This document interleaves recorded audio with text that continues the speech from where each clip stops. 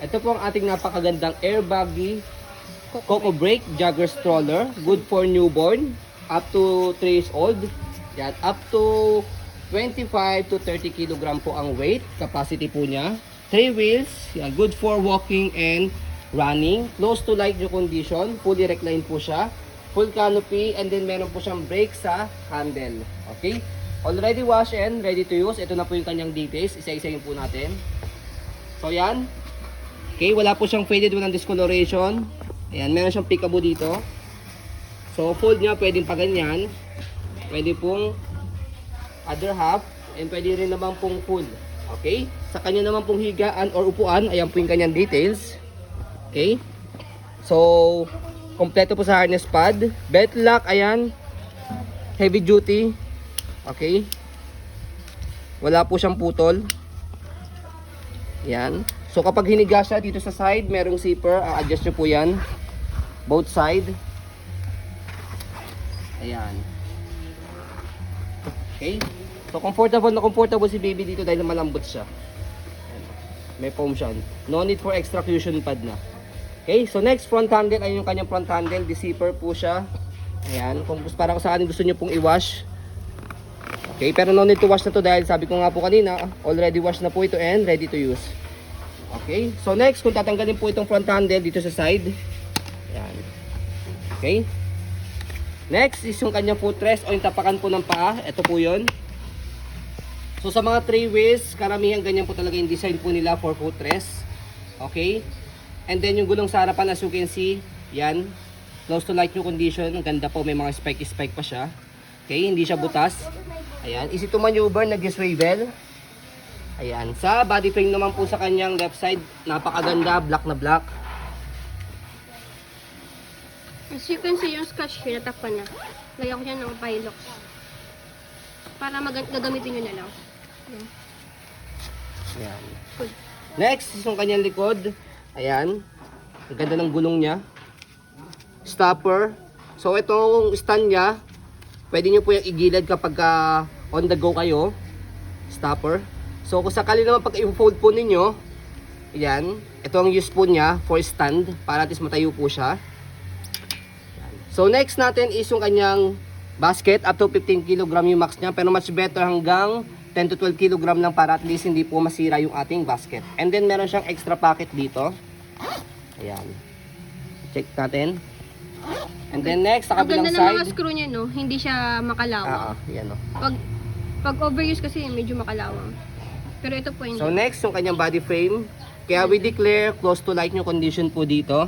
Very minimal size. Dahil kami rin naman po as a seller, maselan din po kami. Kung nakita nyo ito, ano lang yan, watermarks lang yan. Vibes nyo lang. So, pwede maglagay dito sa side ng gamit. Receiver siya. Ayan. Next Saka mo nga si Paing. is yung kanyang, wait lang, handle. Napakagandang handle. Wala Walang siyang scratch. issue. Yan, wala siyang tawag dito, scratch or punit. Hiwa. And then, meron siyang brake dito sa harapan. Ito. So, ayan. Case roll muna natin bago natin i-fold para makita po ninyo na wala po siyang issue. So, try po natin itong model po namin. Ilan taon ka na? 10-year-old. Tanggalin mo yung handle. Para makita po ninyo na proven siya for big kids. Tanggalin mo muna ito dito. Hindi, dito na lang. Ito na lang. Nakaharang kasi ito. Wala.